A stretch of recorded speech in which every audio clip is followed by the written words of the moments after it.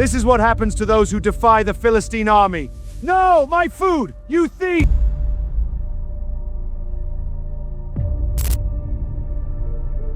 In the Bible's Hall of Heroes, you have figures of incredible faith. Men like Abraham, Moses, and David. They had their flaws, sure, but they're remembered for chasing after God. And then there's Samson.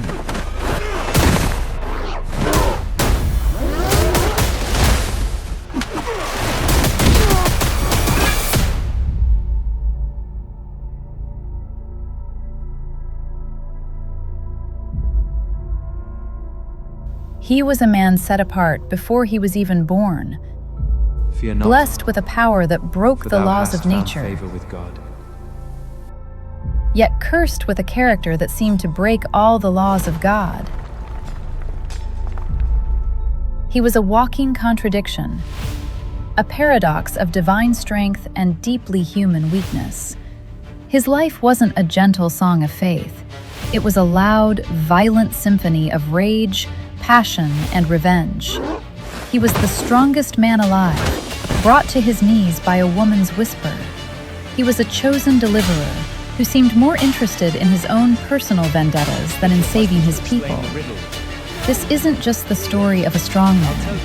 It's the story of how God can use the most broken, impulsive, and flawed people to get his will done. It's a raw reminder that our greatest weaknesses don't disqualify us from God's plan. In a strange and often painful way, they can become the very stage where his power is put on full display.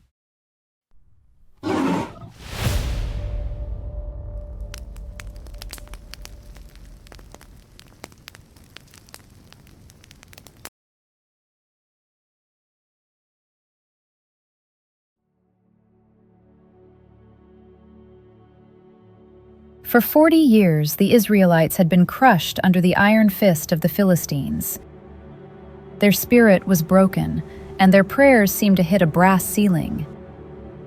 They were desperate for a deliverer, a champion to break their chains. But in their darkest hour, God chose the most unlikely hero, not a king or a priest, but a man of impossible strength and even deeper flaws. A man who would be dedicated to God from the womb, yet live a life that looked anything but dedicated. As the book of Judges says over and over, it was a time when everyone did what was right in his own eyes. In the small town of Zorah lived a man named Manoah and his wife. For years, they'd carried the heavy weight of being unable to have children. A private sorrow in a culture that saw kids as the ultimate blessing. Why, God? Why have you closed my womb? Into this despair, a divine messenger appeared. The angel of the Lord came to Manoah's wife with news that would change everything.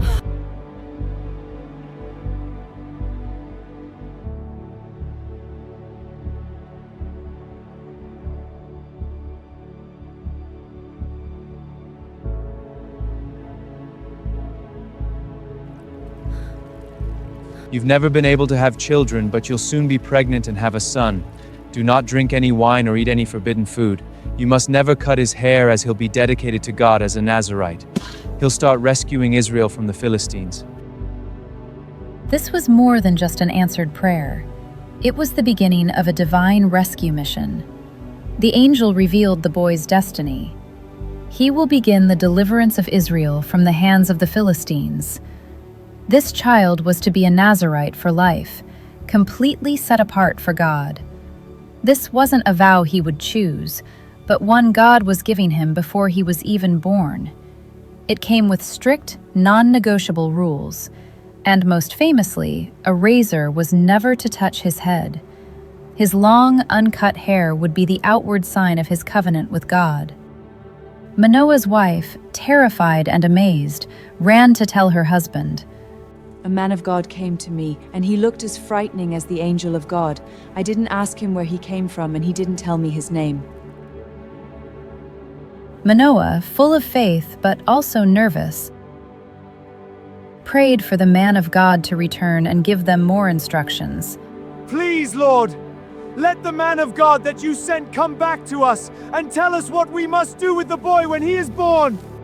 Fear not, God answered his prayer. for thou hast found favor with God. Look! The man who came to me has appeared again! Let's go. My wife said you spoke to her. Yes. When your prophecy happens, how should the boy live? And the angel repeated everything he had said to his wife. The responsibility was huge. They weren't just raising a son. They were raising a divine weapon, God's chosen instrument of deliverance. Manoah had wanted the angel to eat a young goat he was going to cook for him before he left, but the angel instead told them to burn it as an offering to the Lord. They watched the Lord's angel go up toward heaven in the flames, and they never saw him again. When the time came, a son was born, and they named him Samson. The Bible says that the Lord blessed him, and the Spirit of the Lord began to strengthen him while he was between Zorah and Eshtaol in the camp of Dan. From a young age, there was a restless energy about him, a power just waiting to be unleashed. He grew up hearing the story of his own miraculous birth, of the angel, and of the sacred vow that defined his entire existence. He knew he was different. He knew he was chosen. But knowing your destiny and actually living it out are two very different things. And Samson's journey would be a constant war between the Spirit of God inside him and the passions of his own heart.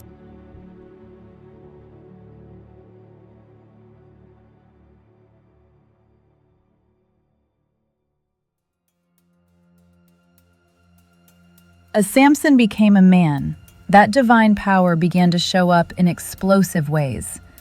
Samson was not only strong, but firm in his decision-making, which troubled his parents sometimes. The story of his heroism actually begins with him defying his parents. The weight is true. A fair price for the finest spice.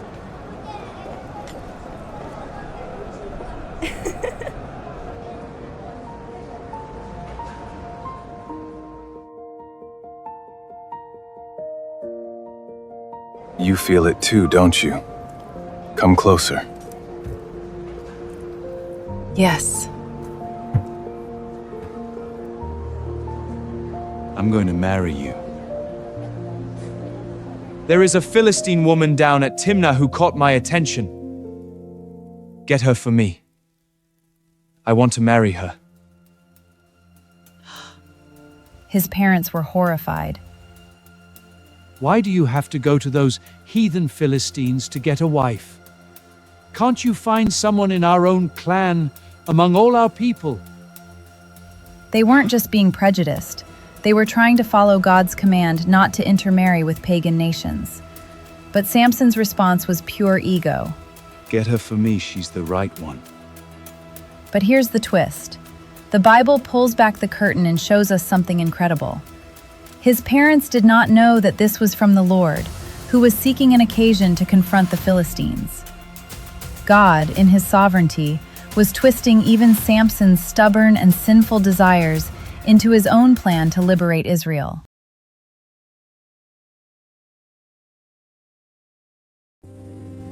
On the way to Timnah, Samson's divine power was unleashed for the first time.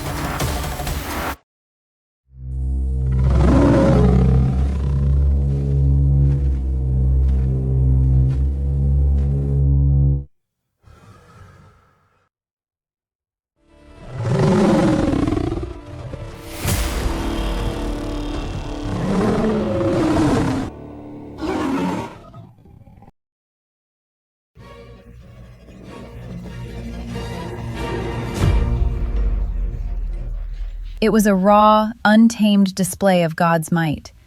Curiously, he didn't tell his parents about it, keeping the first taste of his real power a secret. Then he went and talked to the young woman, and he liked her. The sun itself pales in comparison to the glow of your smile. A few days later, Samson went back to marry her.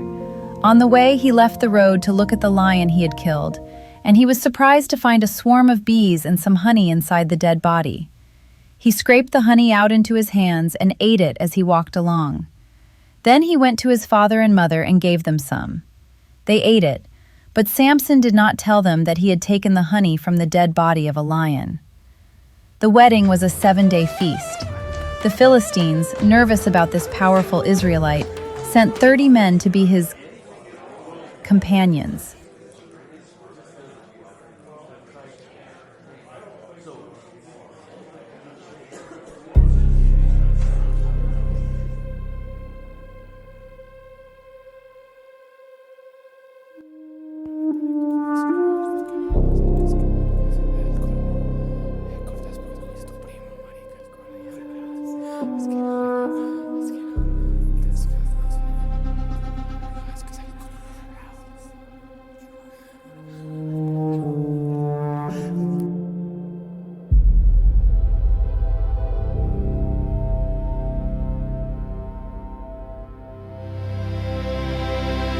I'll tell you a riddle, and I bet each of you find garments that you can't solve my riddle before the 7-day wedding feast ends. Tell us your riddle. Let's hear it. Out of the eater came something to eat. Out of the strong came something sweet.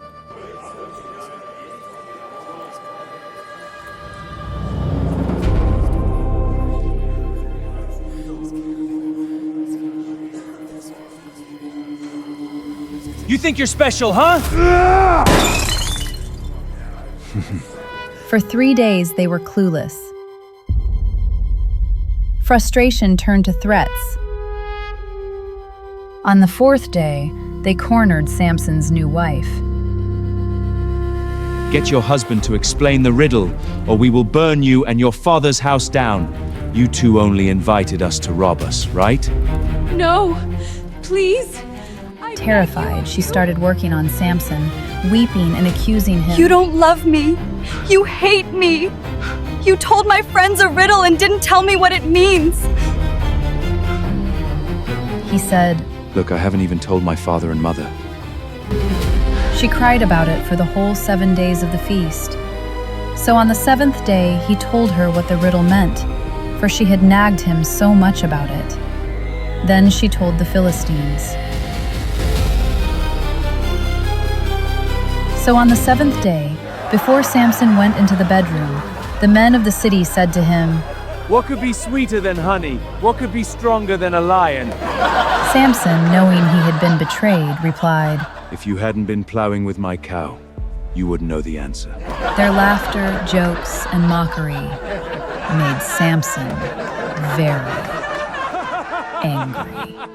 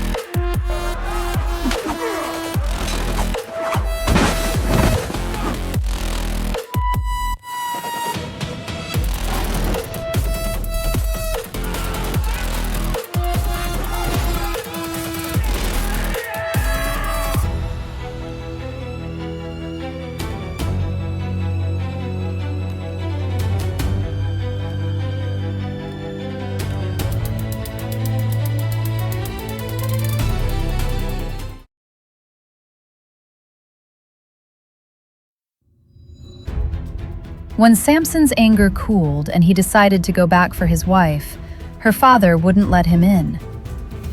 I want to see my wife. I thought you hated her, so I gave her to your friend, but you can have her prettier sister instead. This was the final insult. For Samson, all bets were now This off. time, I'm not going to be responsible for what I do to the Philistines.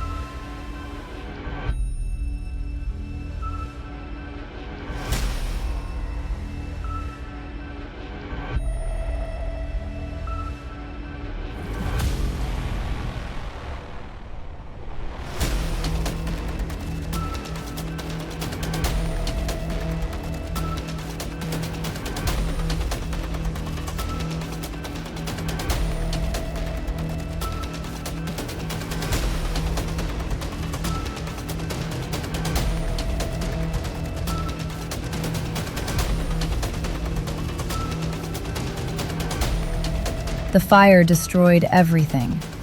An entire season of wealth and food went up in smoke. When the Philistines asked who had done this, they learned why Samson had done it, and their response was brutal and tragically misplaced. Instead of going after Samson, they went to Timnah and burned his former wife and her father to death, the very thing they had threatened to do to force her betrayal in the first place.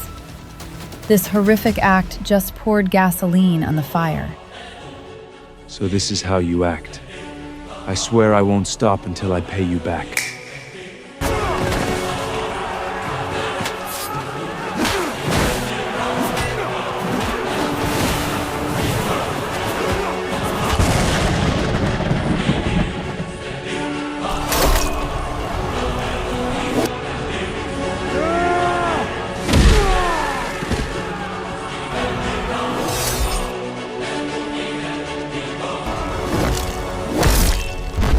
He then attacked them viciously, slaughtering many before hiding out in a cave at the rock of Edom.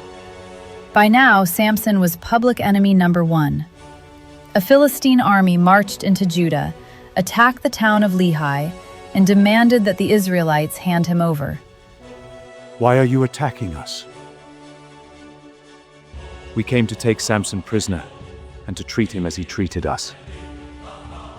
The men of Judah, caught between their oppressors and their unpredictable champion, were terrified.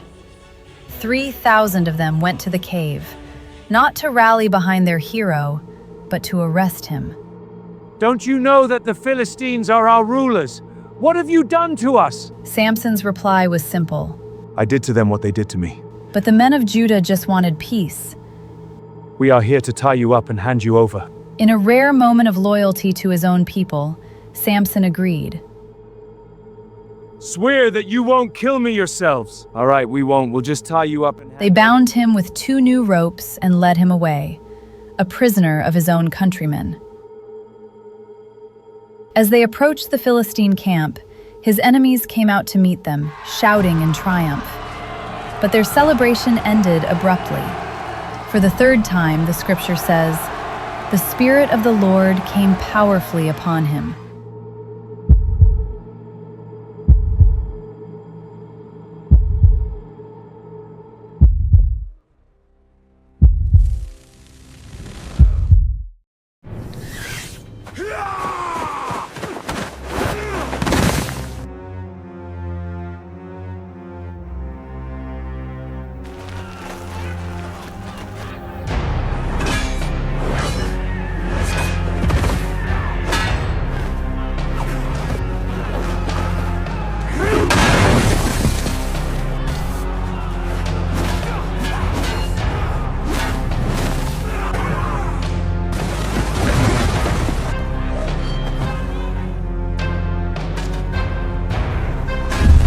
The scene was one of unimaginable carnage.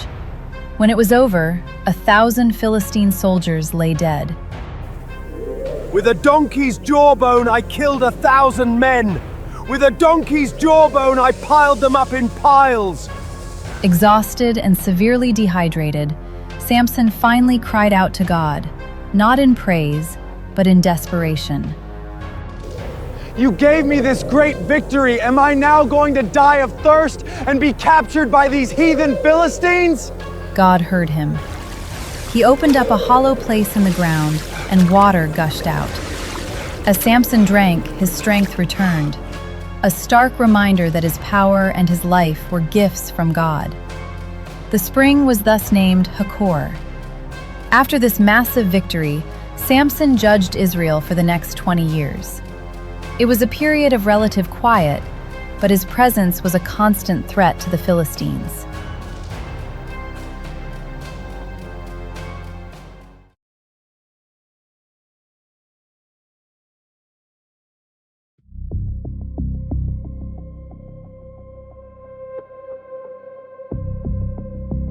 His greatest weakness was never his muscles. It was the uncontrolled passions of his heart, and the old pattern of chasing forbidden women was about to lead to his downfall. His downward spiral continued in the Philistine city of Gaza, where he spent the night with a prostitute. When the locals found out their most wanted enemy was inside their walls, they surrounded the city gate, planning to kill him at dawn. But Samson got up in the middle of the night. Instead of sneaking out, he went straight to the city gate.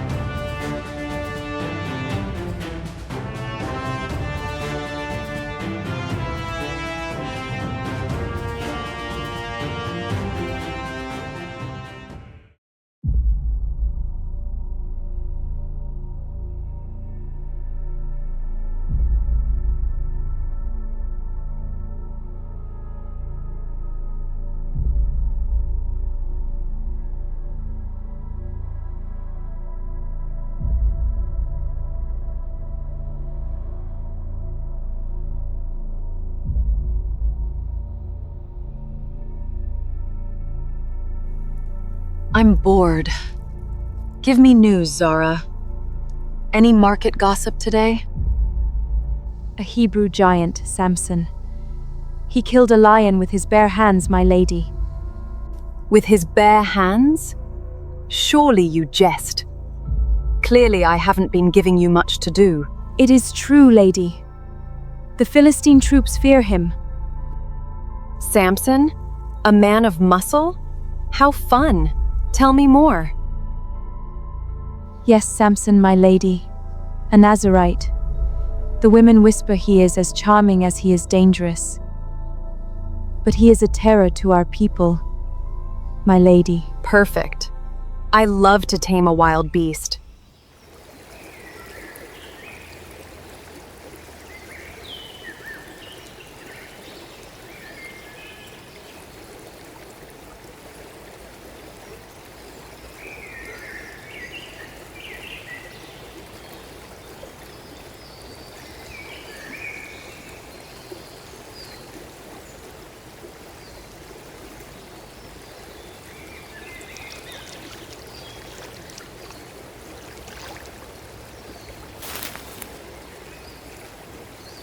Show yourself. Or die where you hide.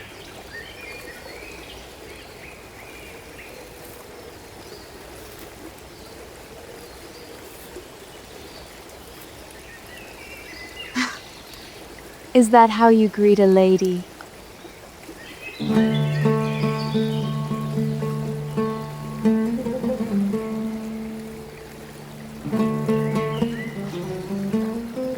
You are Samson.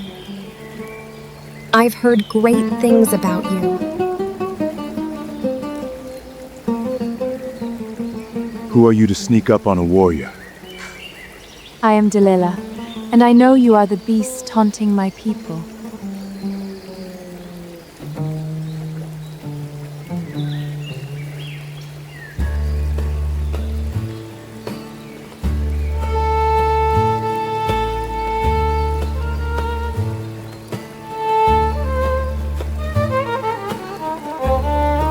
I am no beast, woman.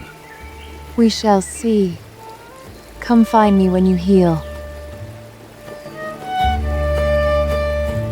The Bible says Samson fell deeply in love with her.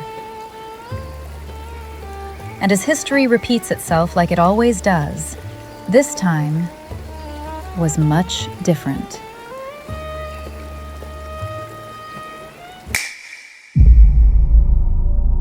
The 5 Philistine kings, who couldn't beat Samson by force, saw his love for Delilah as their golden opportunity. They came to her with an offer she couldn't refuse. 5 kings in my home? I must have struck gold in my dreams. To what do I owe this pleasure, my lords? Trick Samson into telling you why he is so strong and how we can overpower him, tie him up, and make him helpless. Each one of us will give you 1,100 pieces of silver. It was a massive bribe, revealing just how desperate they were. Done.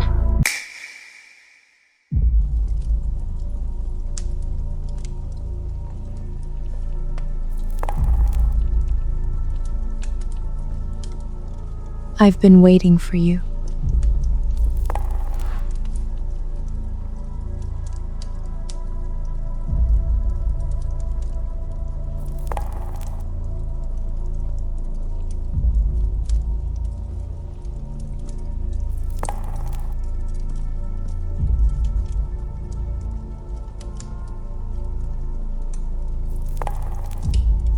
Careful there, you're gonna burn yourself. I like to play with fire.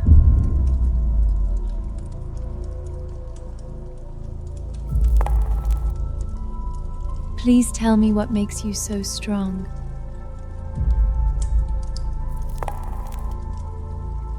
If someone wanted to tie you up and make you helpless, how could he do it?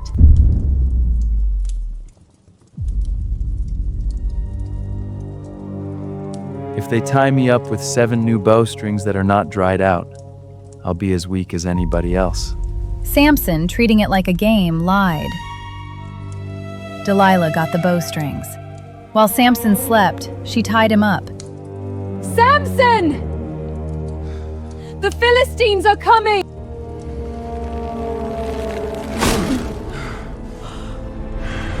Oh, so you're lying to me now. Just tell me that's all.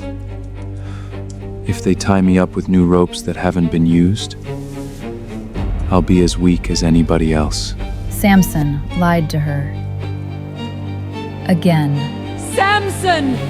The Philistines are coming! And again. If you weave 7 locks of my hair in the loom and fasten it with the pin, that'll make me weak.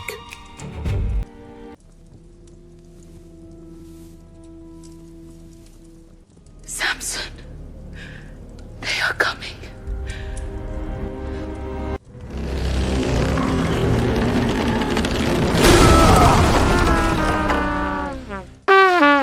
Oh, so you're lying. And after the third lie, Delilah just tell me how you can be tied was up well. fed up. You tell me you love me, yet 3 times you've lied to me. Until finally, under the pressure of her constant nagging, All right, I'll tell you my secret now. Samson cracked.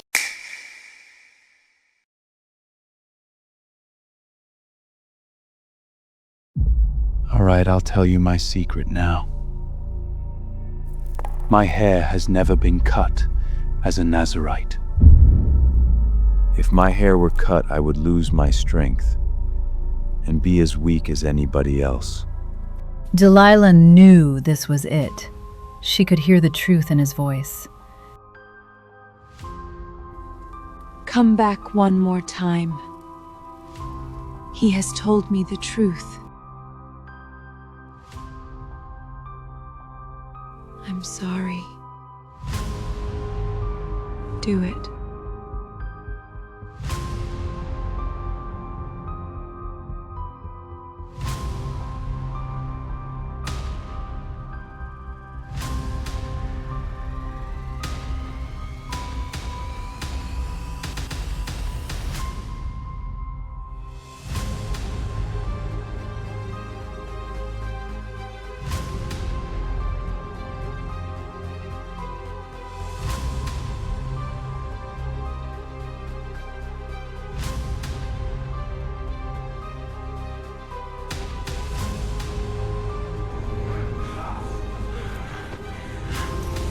You will regret this! The Philistines, who had trembled before him for 20 years, now seized him. Their revenge was swift and cruel. They gouged out his eyes, ensuring the man led by his eyes would now live in total darkness.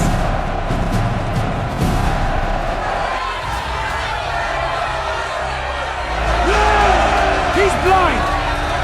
Is that the great Samson?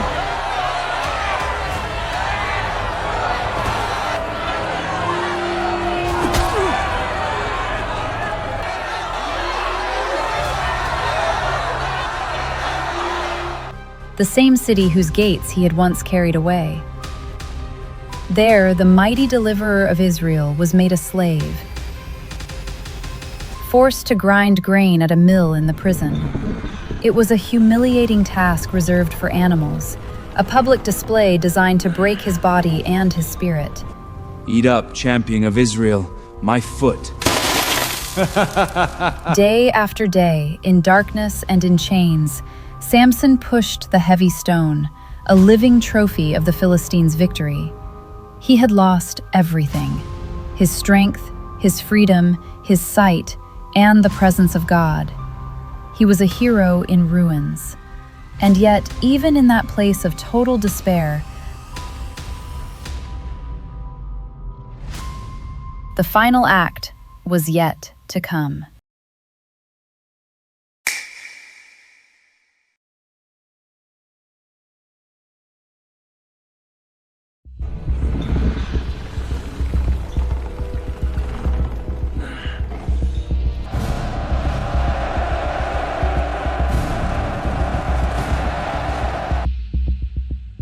In the darkness of the Gaza prison, Samson's hair began to grow. And with it, something else did too: humility. The pride and self-reliance that had defined his life were ground away with the grain he milled. Stripped of his own power, he was finally ready to understand its true source. Meanwhile, the 5 Philistine kings threw a massive festival for their god Dagon to celebrate capturing their enemy. Our God has given us victory over our enemy, Samson!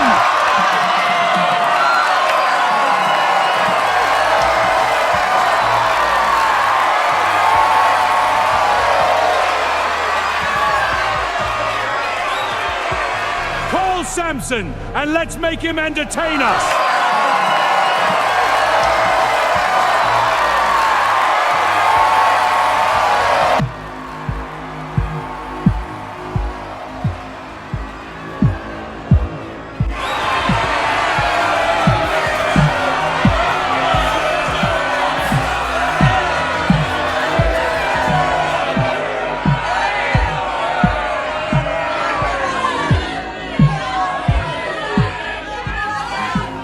People, behold the great Samson, a great blind one indeed! Our God gave us victory over the enemy that destroyed our lands and killed many of us! Let him stand between the columns.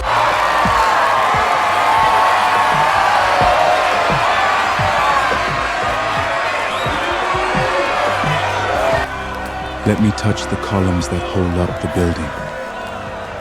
I want to lean on them.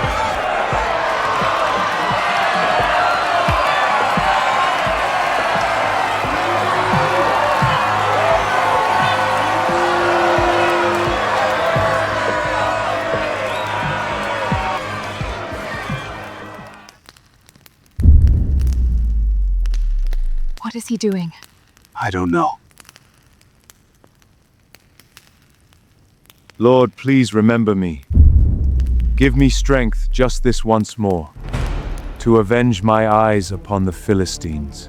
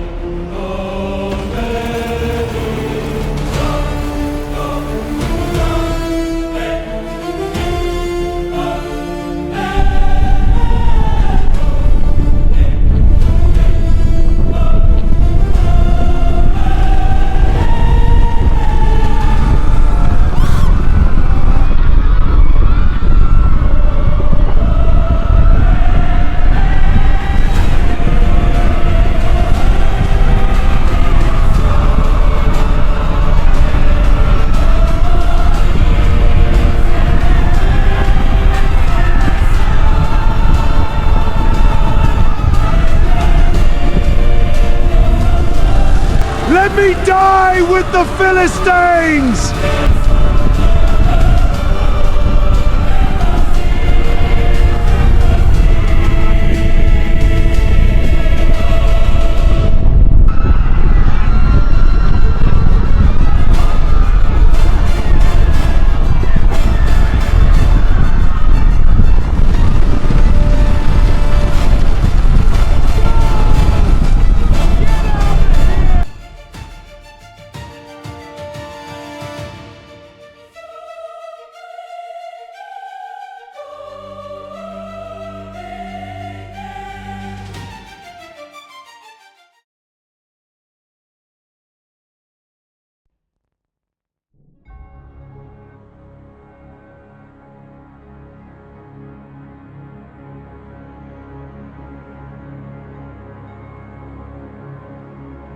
So, what are we supposed to make of Samson?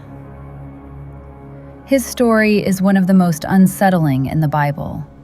He was a man of immense power and even greater moral weakness, driven by lust, rage, and pride. He broke his sacred vows and consistently chose his own desires over God's will. In his final moments, blind, broken, and enslaved, Samson finally got it. He gave up on his own strength and called out to God's, and God answered. That final act of faith is likely why Samson is listed, almost shockingly, in the New Testament's Hall of Faith in Hebrews chapter 11. He's named right alongside heroes like David and Samuel as one who, through faith, conquered kingdoms and became powerful in battle. His name on that list reminds us that God doesn't grade on a curve. The Hall of Faith is filled with flawed people who were desperate for grace, and Samson is maybe the most dramatic example.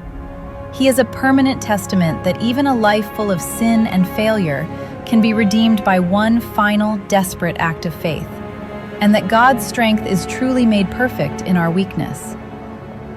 If this story of God's power in human weakness resonated with you, please subscribe for more deep dives into the Bible's most complex figures. Click the bell icon so you don't miss our next video. And if you'd like to support our mission to bring these stories to life, please consider supporting our channel by liking, commenting, and sharing with others. Thank you for watching.